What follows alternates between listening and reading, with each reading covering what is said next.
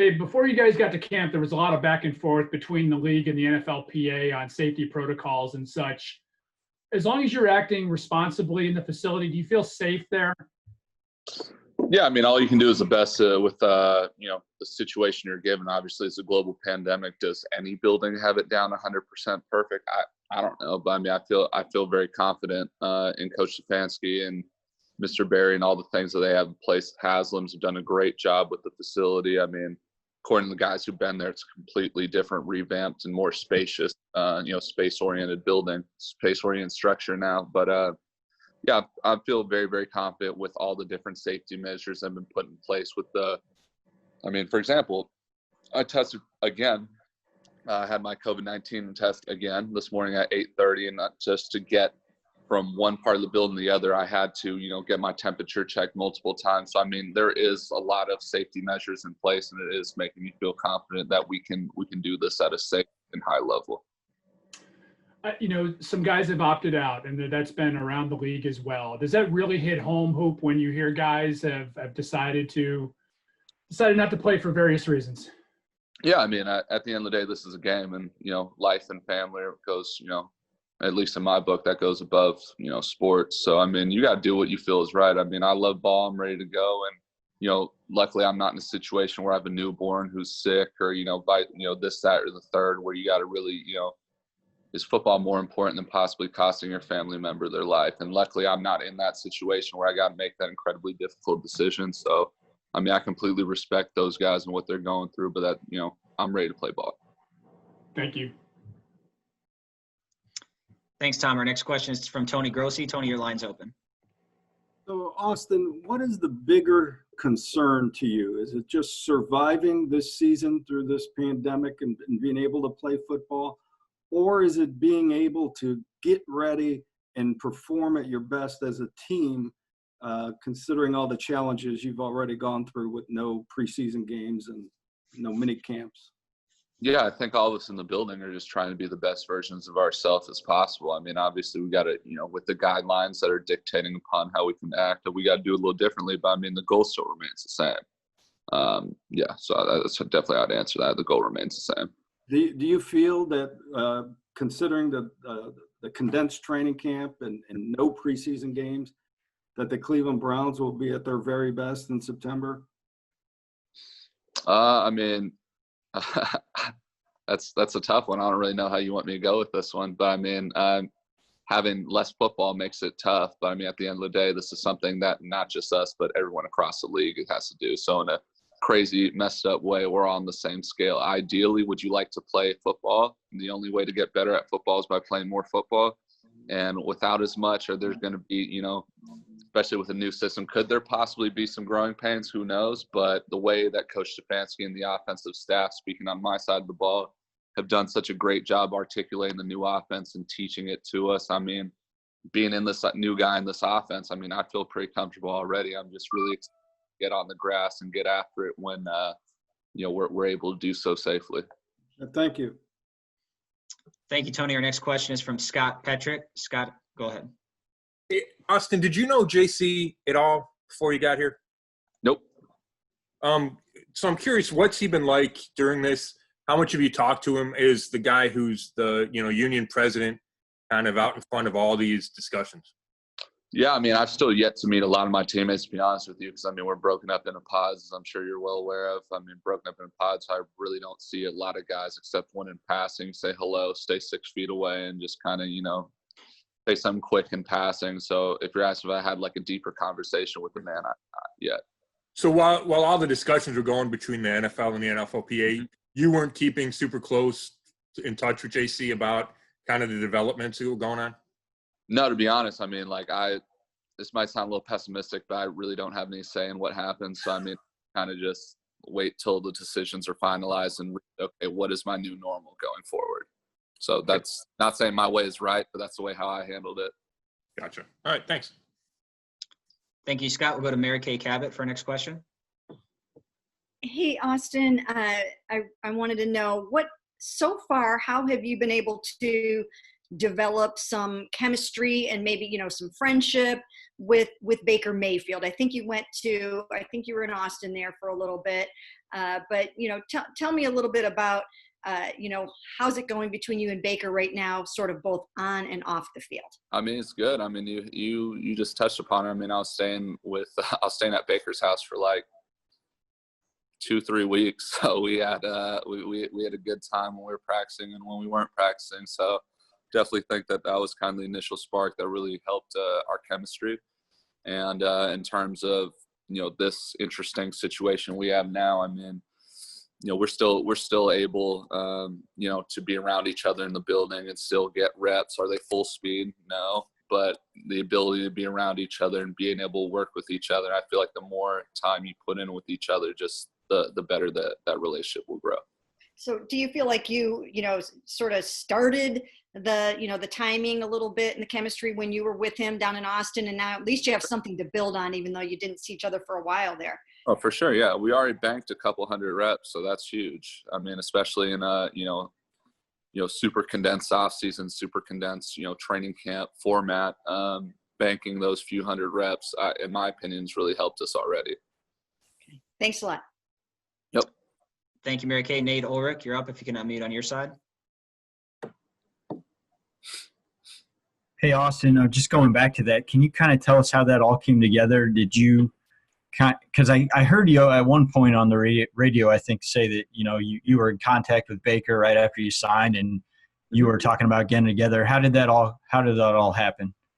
Yeah, so I was in contact with Baker before I signed too. I mean, that's, I don't know if I'm getting, anybody in trouble or nothing, but I mean, at the end of the day, that's just how it works between players. If we're being honest, like you want to get a feel for the person you're going to work with for years. You know what I mean? So I got in contact with him early on in the process. So when I did sign, I already had an idea of, where am I going? Where's my quarterback? What is he all about? And, I told him that, I like to work. I like to do stuff in the off season. He was, more than ready and willing to do that. So right as soon as I signed, a couple weeks later, I went out to Texas and was there for like a week and a half, 2 weeks, and then took a month off. At that time, we all thought we're about to roll back in for OTAs and what have you. And obviously things have changed since then.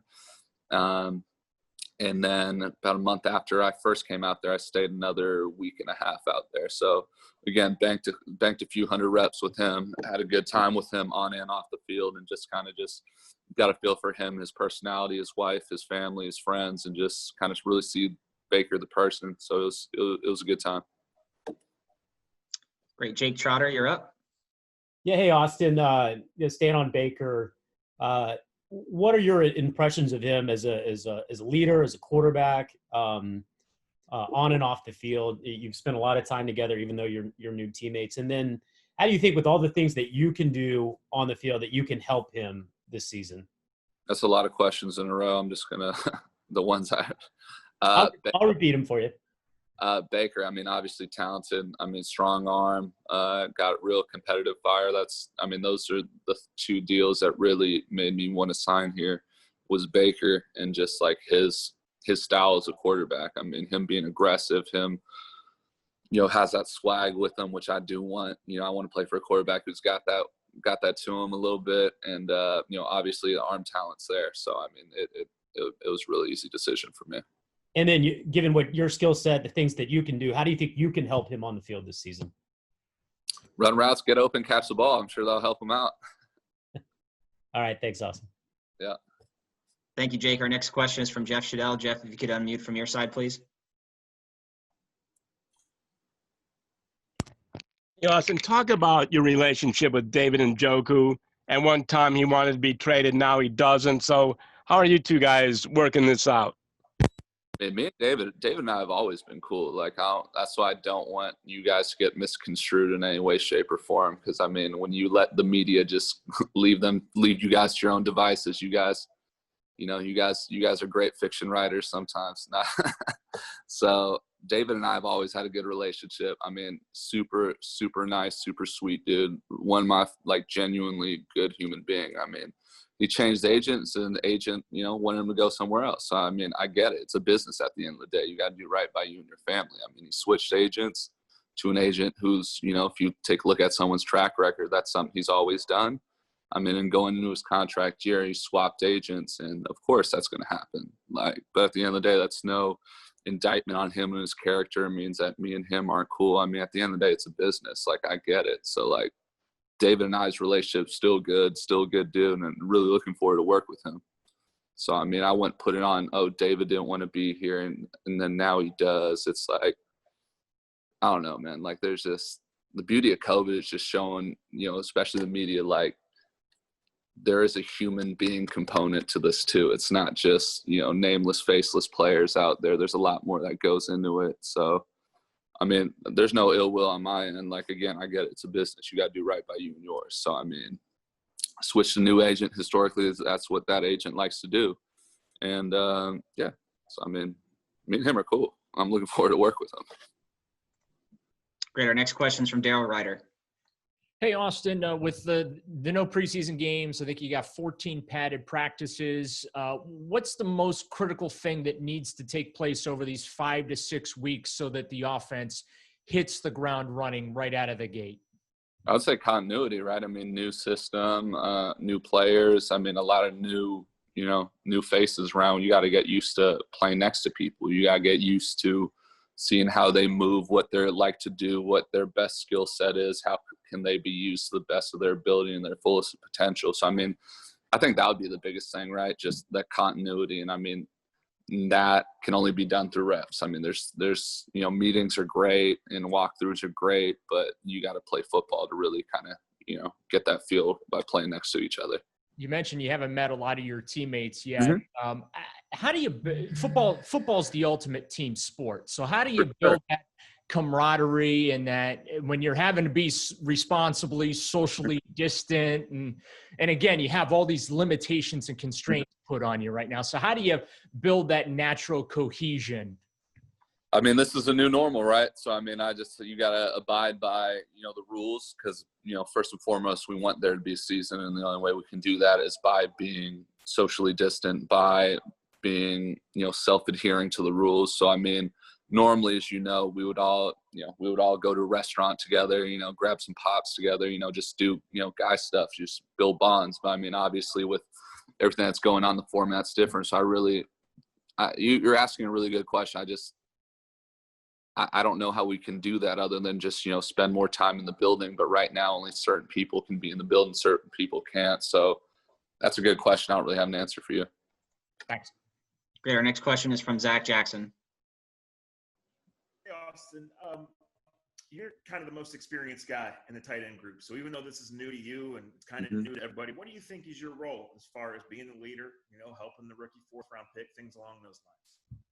Yeah, I mean, kind of my style. I've never really been a rah-rah guy at all. I just kind of just like lead by example. And if, you know, people have questions, like I'll answer them. I'm an open book. Like I'm not, you know, I don't try to hoard information. I don't like doing the whole Jason Witten deal where it's me versus everyone else in the tight end room. I think it's more like, you know, we're on this together. Like David, Harrison, Steven, Pharaoh, Nate, we're all in this together. So, I mean, I look at it as just like a big family in our room. Like we all have one common goal, and that's to win our reps. So, you know, however, if someone does it a certain way that resonates with someone else's learning process better, I just think, just like any other workplace, right? It's better when it's collaborative and not combative. So, like, that's what I try to bring to the room and let everybody know, like, yeah, I'm one of the older guys in this room, but, like, don't feel like I'm not approachable. Like, I'm an open book. I'm not one to see people do well. Great. We'll go back to Tony Grossi. Austin, you broke into the league under Kyle Shanahan. How similar and how different is this system? Well, until I'm around Stefanski long enough to feel his play calling style, I can't really answer the second part of that question. But schematically, I mean, it's very similar. A lot of outside zone, play action keepers. You know, the 3 to 5 step concepts are similar. The play action shots that come off it are very similar. So for me, it's refreshing because I mean, in my 4-year seasons in Atlanta, I had 3 different coordinators, kind of had to learn 3 different offenses. So it's cool to be back in something that I already know.